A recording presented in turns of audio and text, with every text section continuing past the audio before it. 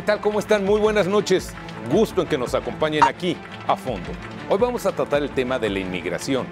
¿Qué es lo que realmente representa en estos números fríos y duros para México? ¿México está preparado para recibir esta oleada que se dice que se está dando de inmigrantes que vienen de Asia, que vienen de Europa, que vienen de Sudamérica, de Centroamérica? Hoy lo vamos a ver aquí a fondo con nuestros especialistas. En un momento comenzamos.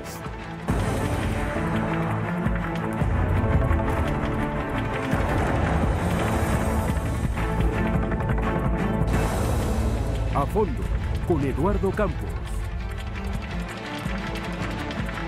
¿Qué tal? ¿Cómo están? Muy buenas noches. Gracias por recibirnos en sus hogares. Hoy vamos a tratar el tema de la migración en México. Y para eso tengo el gusto de que me acompañe Leticia Calderón, quien es investigadora del Instituto Mora. Leticia, bienvenida y muchas gracias por estar con nosotros. Muchas gracias por la invitación. Gracias. Aquí tengo a mi izquierda a Jorge Andrade. Él es investigador del Instituto de Seguridad y Democracia AC. Jorge, bienvenido y muchas gracias. Muchas gracias. Bienvenido. Y finalmente está Olip Sumamis, espero haberlo pronunciado bien. Él es director general de la consultoría Olip Sumamis, de la cual pues precisamente tú nos vienes hoy a hablar y a explicar qué es lo que está pasando en este país con la inmigración. Ustedes, señores, el tema que yo les pongo en la mesa es el siguiente.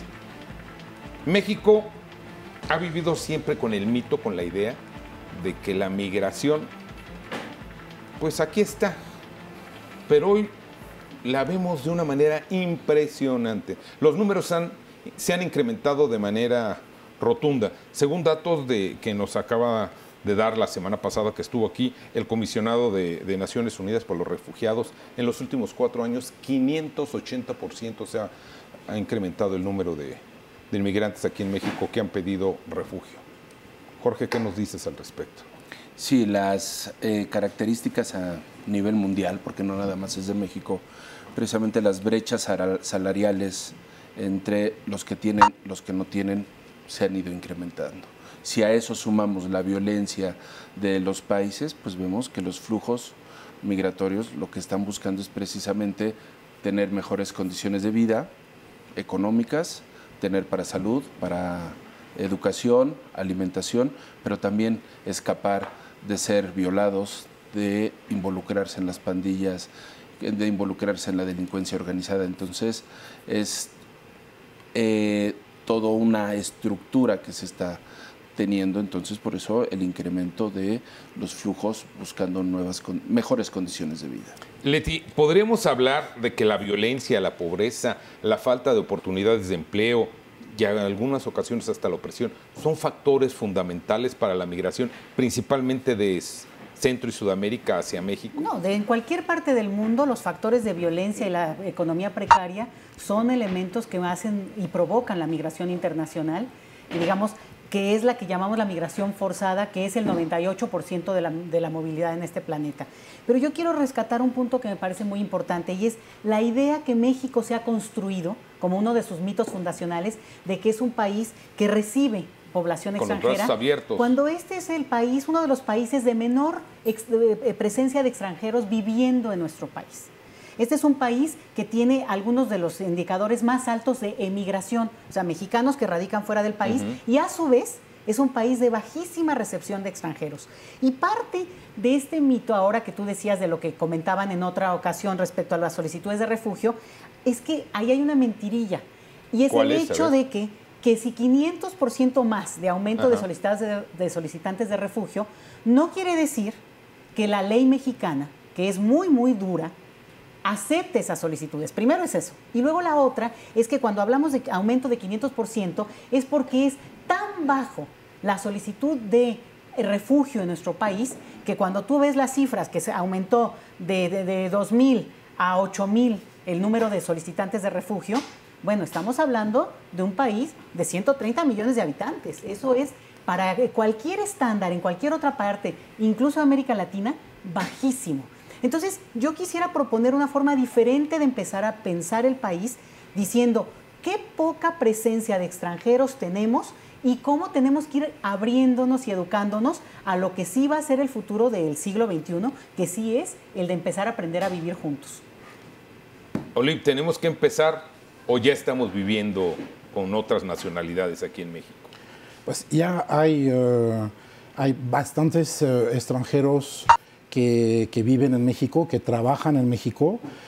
México está atrayendo a mucha inversión extranjera, así que, como decíamos, todo el Bajío, Querétaro, San Luis Potosí, Aguascalientes, León, Guanajuato, hay mucha inversión extranjera en esa zona. En otras zonas también, en el norte, todo el sector automotriz, aeroespacial, está invirtiendo en México, así que hay muchos, como decía también, hay 9,000 japoneses en Aguascalientes, hay 12,000 coreanos más o menos en Monterrey. O sea, son empresarios, son directivos, ejecutivos que vienen a vivir con sus familias, se quedan 3 o 5 años, una expatriación más o menos temporal, dura entre 3 y 5 años y se regresan, pero el país sí está atrayendo a muchísima inversión. Hasta los chinos vienen a México a producir, a construir sus autos aquí, porque el obrero mexicano hoy cuesta menos que el obrero chino. Claro. Así que hasta los mismos chinos vienen a invertir en México. Así que es mucha inversión, mucho dinero, empleo. Esos expatriados tienen un nivel adquisitivo muy alto. Ahí es lo opuesto de esa inmigración que viene de América Central, más pobre, etc. Ahí es gente que viene, que invierte, que consume localmente. Así que eso incrementa el nivel de vida de esas ciudades, de esas zonas. Y Asia, si tomamos Asia, creció de la misma manera. Antes todo el mundo iba a Corea del Sur. En los 90, años 2000, todo el mundo iba a invertir en Corea del Sur. Y gracias a esa inversión extranjera, el nivel aumentó de vida. Y como los salarios se incrementaron, pues todo el mundo se fue a China. Y en China, pues los sueldos eran muy bajos, las empresas, las plantas se implantaban en China. Y hoy en día, pues igual, o sea, hubo el mismo proceso que en Corea del Sur, es decir, que el nivel de vida se incrementó en China, o sea, más o menos.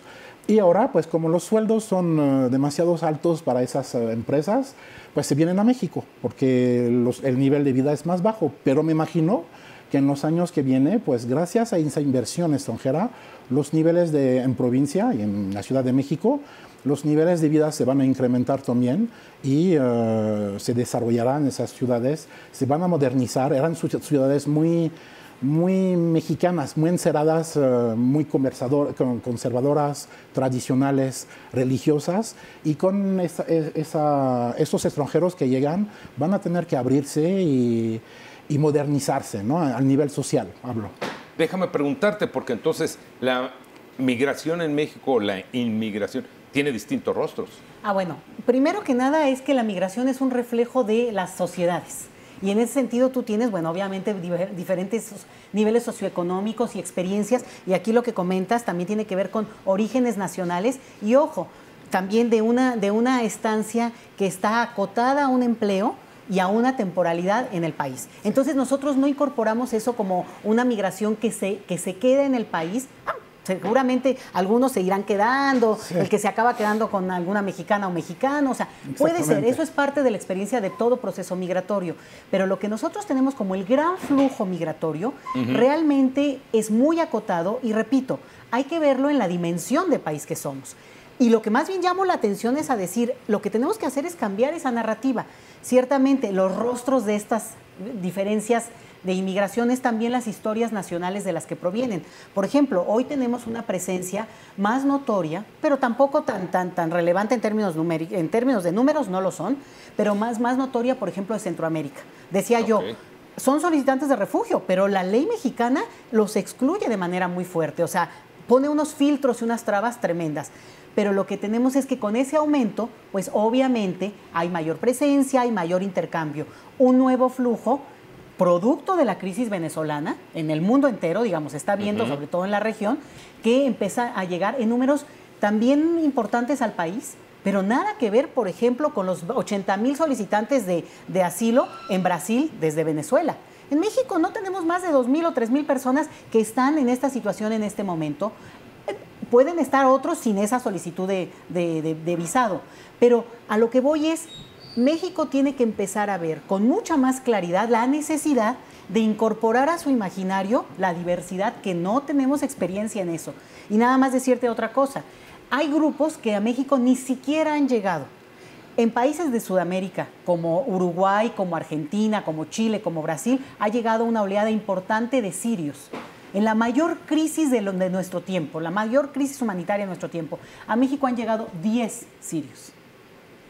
Caray. 10 sirios. ¿Por qué? Porque la ley mexicana ha tratado de excluirlos de manera muy evidente. ¿Por qué? Bueno, porque tiene otros frentes abiertos, porque esta es una situación de emergencia nacional, también la nuestra.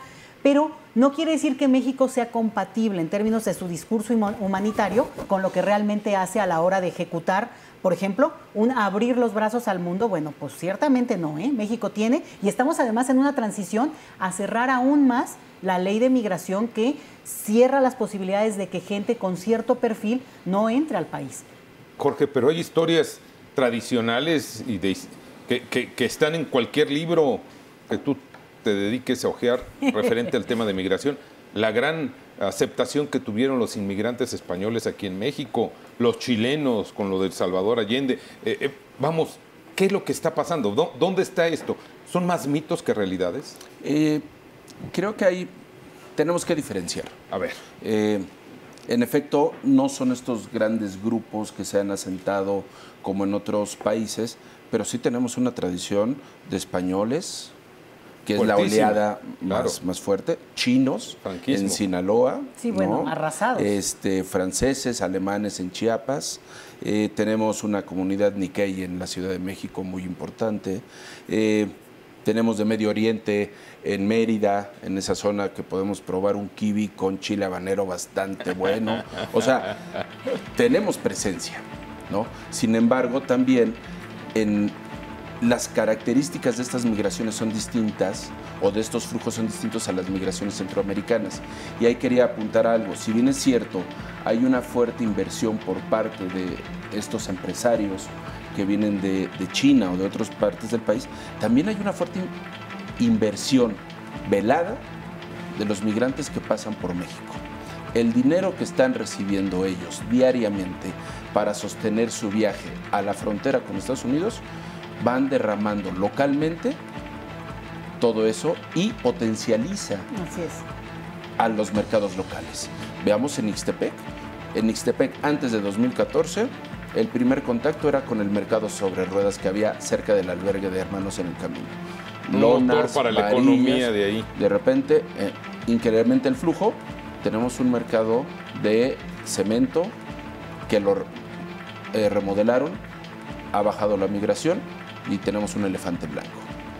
Todo, y así ha pasado. Entonces, creo que es importante también señalar la derrama económica que están dejando todas estas personas a su paso rumbo a Estados Unidos. Vamos a hacer una pausa, regresamos en un momento, porque queremos ver, y aquí nuestros expertos nos darán luz, México ha dejado de ser un país de tránsito solamente para llegar a los Estados Unidos. En un momento, regresamos.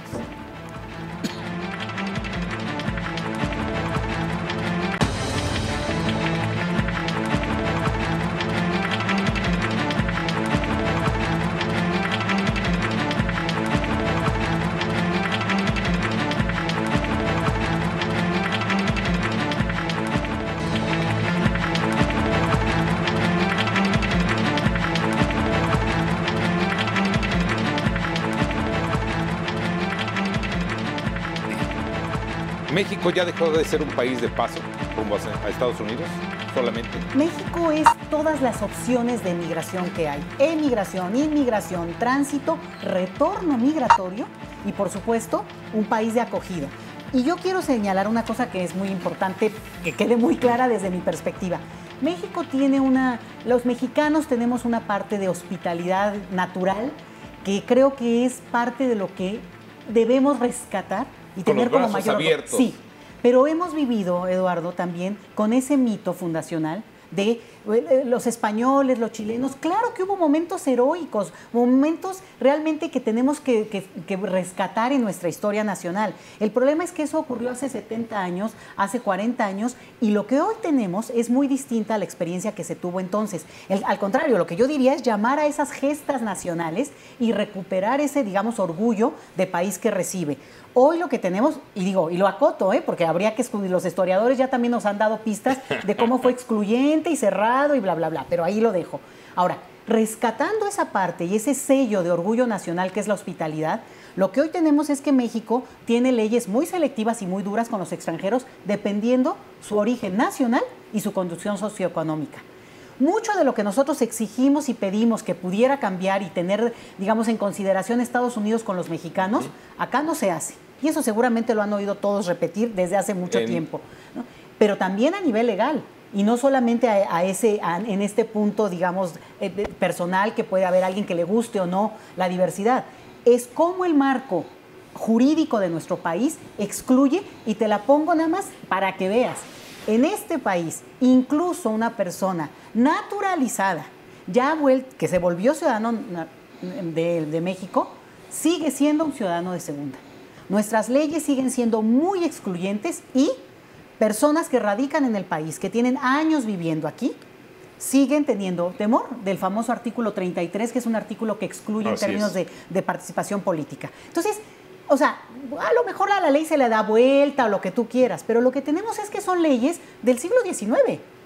Y por tanto, sí es un momento, y yo más bien quiero ir a recuperar ese orgullo y esa dignidad de lo que significa ser país hospitalario y traerla a la actualidad, a leyes flexibles, abiertas, que incorporen a los otros. Y no servilismo. Y no servilismo, no solamente una relación. Por ejemplo, ahora lo que tú comentabas, bueno, México, ¿cuál es lo que ofrece?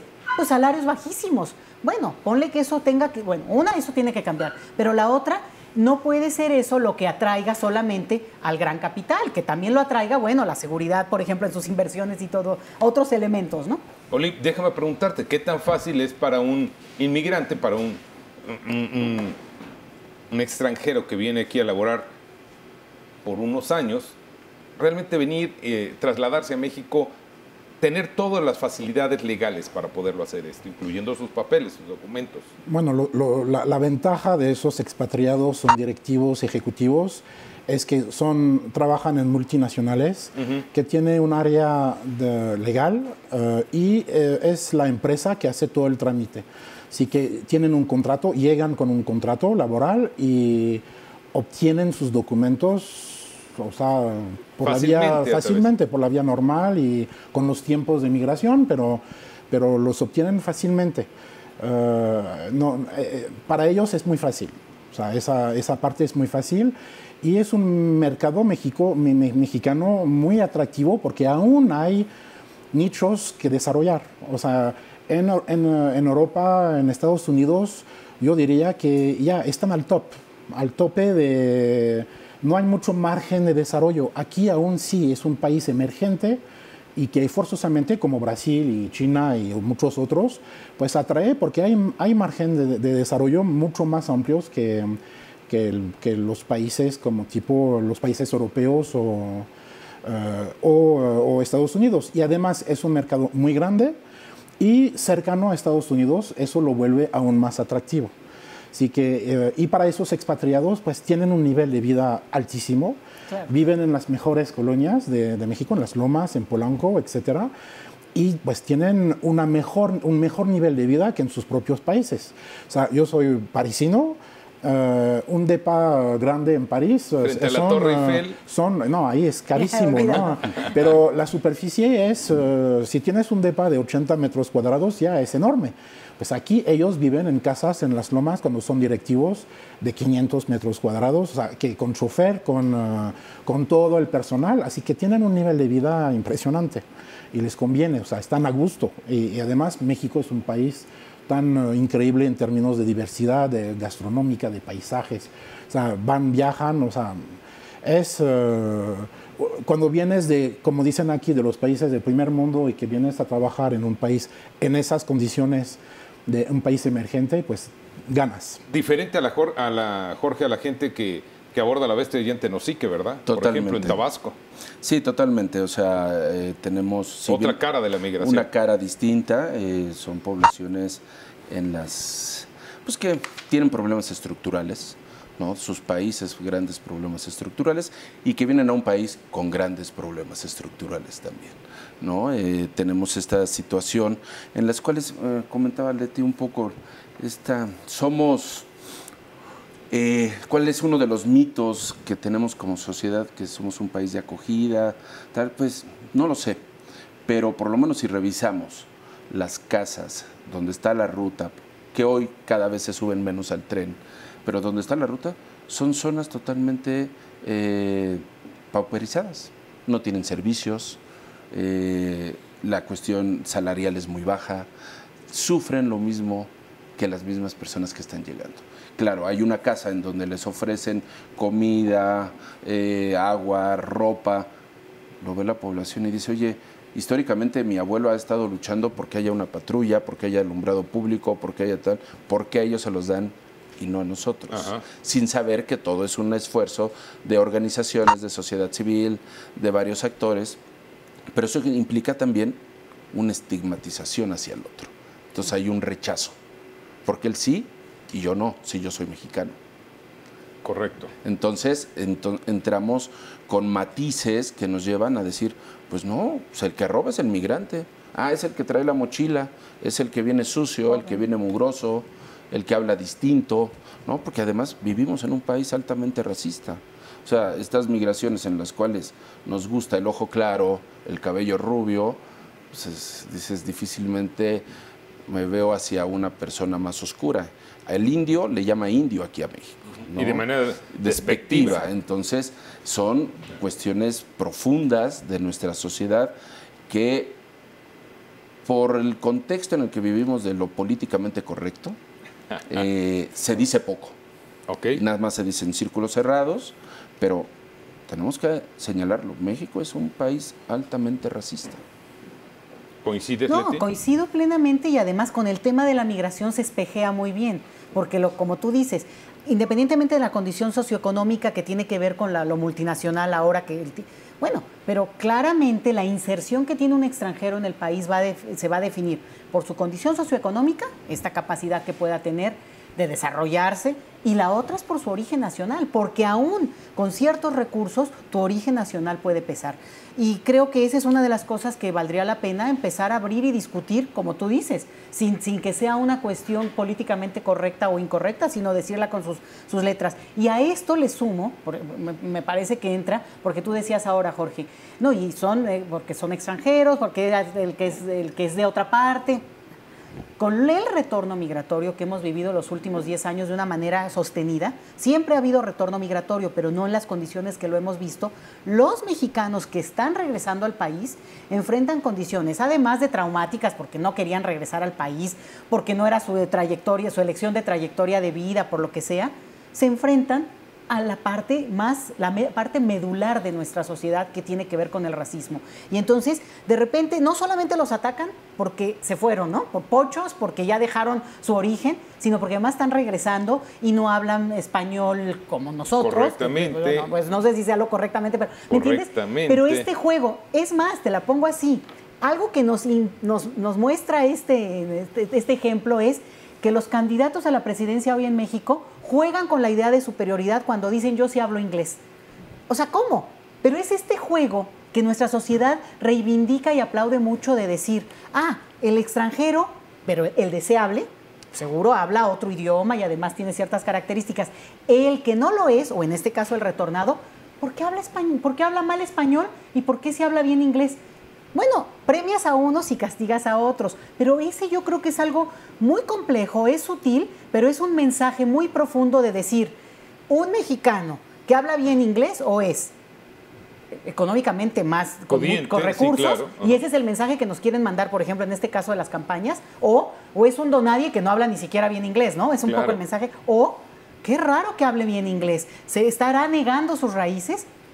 Eso está ahí, y la verdad te lo digo, la gente lo está sufriendo a nivel de la inserción en las escuelas, en el trabajo, en la exclusión que significa, por ejemplo, chicos que retornan al país y que no hablan tanto español como los jóvenes de su edad, y por tanto pues se empiezan a aislar también. Entonces, todo lo que tiene que enfrentar el país también es incorporar un discurso que modifique esa narrativa y que entendamos que, bueno, a veces usted habla con un acento pues por su origen, que bueno, felicidades, y que tiene un atractivo, lo mismo que el chico retornado, pues más allá de su deseo, ¿no? Digo, estoy poniéndolo con los jóvenes, pero me parece que sí nos espejea muy bien el tema de la migración. Tenemos un minuto antes de irnos al corte, pero te quiero preguntar, Oli, ¿fue fácil para ti llegar, instalarte en México? Yo no llegué de expatriado, yo llegué de turista y decidí quedarme.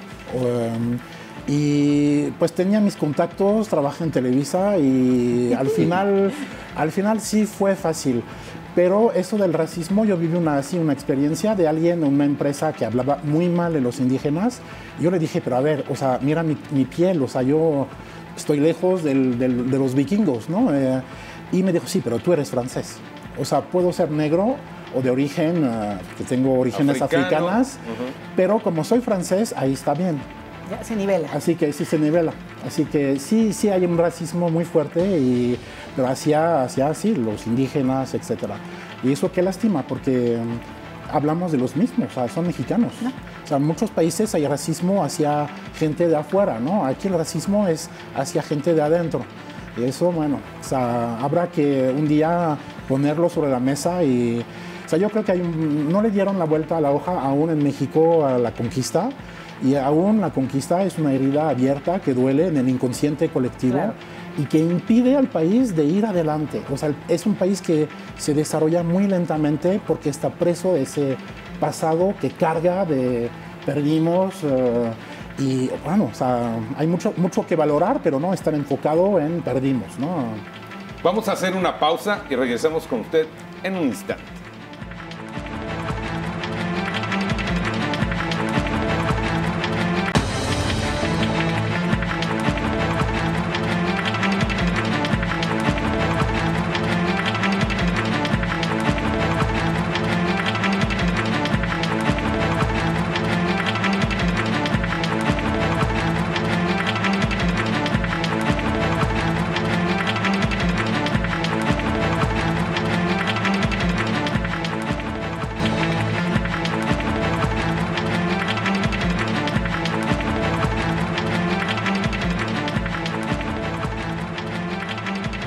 A ver, señores, mucho se ha hablado de que si alguien ha venido a complicar la situación migratoria en este país, es el vecino del norte, el presidente, que Donald Trump mucho mal nos ha hecho a los mexicanos porque ha cerrado todavía de manera importante su frontera. Jorge. Creo que a título personal lo señalo, puso sobre la mesa nuevamente el tema de migración y lo platicábamos ya en un espacio y Leti creo que lo secundará. Sí, no, bueno. O sea, vino a poner la migración. O sea, si vemos la Comisión de Asuntos Migratorios en la Cámara del Senado lo tenía Ana Gabriela Guevara. En la Cámara de Diputados, ¿quién tenía? Yo cuando la designaron a ella dije, qué bueno, se podrán subir a la bestia más rápido, ¿no? Ojalá les enseñe técnicas, pero ni eso, ¿no? En la Cámara de Diputados, ¿quién era el de Asuntos Migratorios? En la Asamblea, o sea, la migración no les interesa y como dato, lo pongo, en 2005 se recibían 21.688 millones de pesos vías remesas. Remesas, sí. Ajá. En 2017 se recibieron 28.771 millones de dólares. La fuente más importante de ingresos de este país. Simplemente en turismo, que dicen que tuvo un boom en 2017, fueron apenas 21.000 millones de dólares. Lo que se le invierte a turismo, que se le invierte a manufactura, que se le invierte a petróleo para generar esas divisas, y en migración se le invierte 3 años de primaria, 4 años, y entonces Trump vuelve a poner sobre la mesa el tema de migración, siendo que inclusive Obama fue quien deportó más mexicanos en su periodo. Estamos hablando de más de 2 millones de personas que fueron deportadas. El dato apenas hasta 2006, en 2016 se deportaron 219.905 personas, ¿no? En 2001, que es una crisis con lo de las Torres Gemelas, se estaban deportando 2.167 personas diario. En 2009, 1.647 personas, que es cuando la crisis económica en el primer año de Obama. Entonces tenemos estos parteaguas y bueno, es una persona que ofende, Trump, su personalidad, que ha generado terror en la comunidad mexicana. Que nos desagrada. Que desagrada, que todo lo hace vía Twitter, que invita, desinvita, pero el dinero, el recurso que dan para seguridad de frontera es el mismo. Y además la frontera ya no ha sido física, sino es una frontera virtual en donde han dejado operar a el crimen organizado, a las bandas delincuenciales, a los que trafican con las personas, precisamente porque es un beneficio. ¿Este es otro de los muchos mitos que hay en migración? Bueno, mira, Trump sí vino a mover el espectro del debate y voy a decirlo como es, ¿eh? Si no fuera por Trump, no estaríamos prácticamente aquí sentados, porque no nos hubiera puesto como sociedad mexicana a observar un poquito. El tema de la mesa, discutir. Bueno, ¿no? Yo les decía el otro día en una conferencia, ahora ya todo el mundo sabe cuando digo Dreamer, ¿qué es? Todo el mundo ya entiende que si estos chicos que crecieron en otro país. Bueno, eso hace un año y medio nadie sabía de qué estábamos hablando, por decir un ejemplo. Y en ese sentido, en este país, si no es a punta de situaciones extremas, no entendemos o no vuelve a surgir el tema de la migración. Ustedes recordarán la tragedia de los 72 migrantes que se encontraron en San Fernando, Tamaulipas. Bueno, ese fue un punto de quiebre en términos del proceso migratorio, porque se estaba discutiendo la que es la ley de migración en nuestro país. Años después lo que tenemos es un candidato y luego presidente de Estados Unidos que no ha dejado de golpetear verbalmente, y en ese sentido lo que tenemos es que México no ha tenido una reacción como gobierno, incluso como sociedad, en la cual se haga cargo, por ejemplo, de lo que significa el retorno, por ejemplo, de lo que significa en su momento el cierre o el fin del programa temporal de visado para Centroamérica, que eso implicará para México también una presión adicional. ¿Por qué? Porque si hay un retorno a Centroamérica, pues nosotros estamos en medio. Entonces, aquí hay un punto en el cual México no puede escapar de su geografía. Y tú tienes razón con que no se trata de cargar por el resto de nuestras vidas esa cruz, pero también tenemos que hacernos cargo de esa cruz.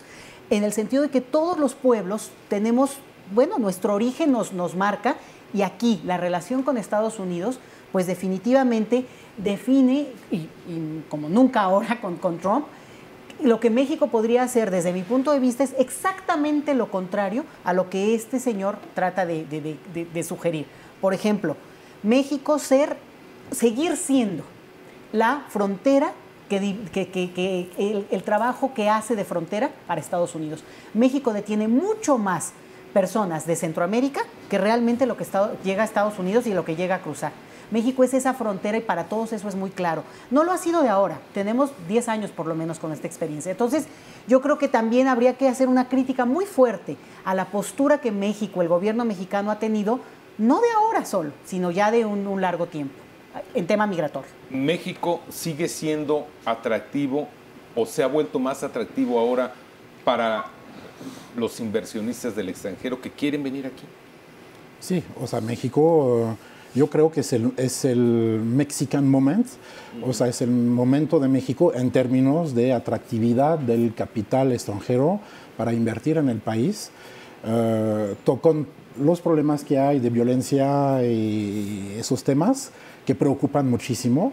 Corrupción, violencia, exactamente, eso preocupa mucho, sobre todo que son inversiones millonarias o billonarias, como por ejemplo en el petróleo. Pero sí, México se queda muy, muy atractivo. Ahora, lo que quisiera decir, sin ser el especialista como ustedes de esos temas de inmigración, es que, hablamos siempre de cómo los presidentes estadounidenses pues tratan a los mexicanos del otro lado. Ahora, estamos hablando de inmigración ilegal. Nosotros europeos fuimos bastante protegidos. Siempre hubo inmigración de África del Norte, etcétera. Pero el año pasado tuvimos masivamente llegadas de sirios, como decías que aquí recibieron 10. nosotros fueron millones de sirios, de afganos y todos esos africanos que están llegando por el Mediterráneo y para países como España, Italia, Grecia o por países del este, porque los sirios llegan del este y Alemania tuvo que recibir 1 millón de sirios, o sea, sirios, afganos, etcétera. Y eso genera, o sea, para nosotros europeos fue un choque. ¿Qué hacemos con tanta gente que llega? Hay que apoyarlos, no hay de otra. Pero los pueblos, los alemanes, por ejemplo, que Alemania recibió 1 millón. Angela Merkel ahí sí, fue vital. Pero los pueblos pues dicen, a ver, ¿los estás apoyando? Yo tengo 2 años desempleado, no me apoyas. Lo que le estabas diciendo, Jorge. No me apoyas, así que lo ven injusto y eso genera los partidos de extrema derecha, fascistas, que están creciendo, que ya tomaron el poder en Austria, que ya están en el gobierno de Merkel en Alemania. En Italia acaban de pasar elecciones legislativas y se volvieron ese partido de extrema derecha el primer partido de Italia. En Francia estuvo a la segunda vuelta de las elecciones presidenciales. Es un problema, es decir, que sí, Trump o Obama sobre todo regresaron a México muchísimos, pero es un verdadero problema esa inmigración ilegal, no es la legal, o sea, es la ilegal. Y es muy complicado de administrar, pero estamos siempre enfocados en esos gobiernos que rechazan a esos inmigrantes, pero yo lo vería un poco, o sea, ¿qué hacen los gobiernos de esos países, el gobierno mexicano, para que los mexicanos no tengan que ir a Estados Unidos? Bueno. O sea, para mí es el punto medular de eso, ¿no? No es que Trump va a poner su muro, o sea, es que ¿por qué tienen que salir del país para tener una mejor vida? Adelante. Yo creo que es un tema yo creo importante. Habría que cambiar totalmente la narrativa cuando uno dice, ¿cómo puede ser que la 14 economía más rica del planeta, que es México, tenga este porcentaje de población que radica en el extranjero, que es el 10% de su población?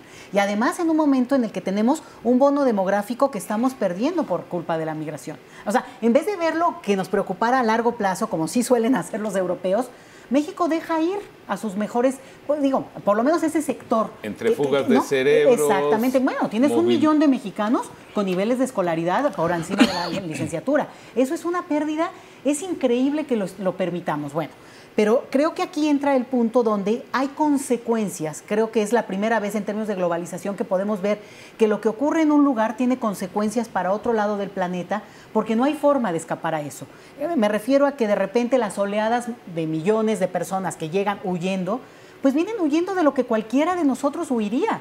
Niveles de violencia extrema, una situación precaria. O sea, ¿quién no lo haría? Y nada más agrego, además de la migración, que nosotros le decimos indocumentada y no ilegal, porque es como un principio de léxico políticamente correcto, hay en Estados Unidos hoy, producto de la guerra que inició Felipe Calderón Hinojosa cuando era presidente de este país, o así le llamó, hoy hay 20,000 solicitantes de asilo político en Estados Unidos. O sea, ¿de qué estamos hablando? Es 3 veces más de lo que hay en México como solicitudes de refugio. Entonces, es una cosa más compleja porque no es unilateral, no es de que fueron o vinieron, sino de repensar al mundo y las geografías, porque al mismo tiempo que llegan millones, o tú decías millones y tampoco tantos, pero bueno, de solicitantes de refugio, gente que huye y que quiere salvar a sus hijos, su país, que llega a Europa, a una Europa que ya no está en la bonanza máxima, pero lo ha estado. Bueno, es un país, un continente también, que también ya le cerró las puertas a la migración. Pero también, ojo, también unos países envejecidos que también necesitan esa mano de obra hasta para sobrevivir. Entonces, una cosa mucho más compleja y que en ese sentido, pues sí creo que las consecuencias de muchas de las cuestiones que han ocurrido a lo largo de la historia, hoy las vemos materializadas con el proceso migratorio. Jorge, te quiero hacer una pregunta antes de irme al corte, para que me dé la respuesta regresando. Hablamos mucho de que en México hay un importante número de extranjeros y muchos de ellos se dice, están de manera ilegal. En un momento me das tu respuesta. Regresamos en un instante.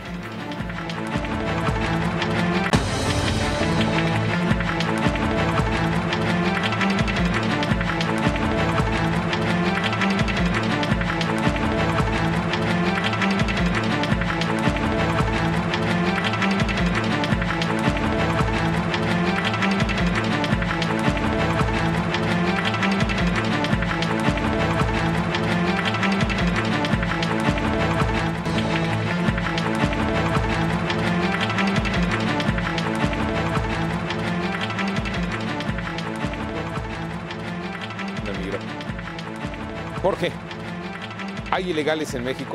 No. En México son personas indocumentadas o irregulares. En México la migración cuando entran sin documentos es una falta administrativa.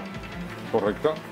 No es una cuestión penal, no se judicializa, a diferencia de Estados Unidos. Por eso en Estados Unidos sí se utiliza el término ilegal, porque lleva a esta cuestión de judicialización, de penalización, que inclusive si ellos incurren en volver a entrar después de que son deportados, pueden pasar hasta 10, 15 años en la cárcel.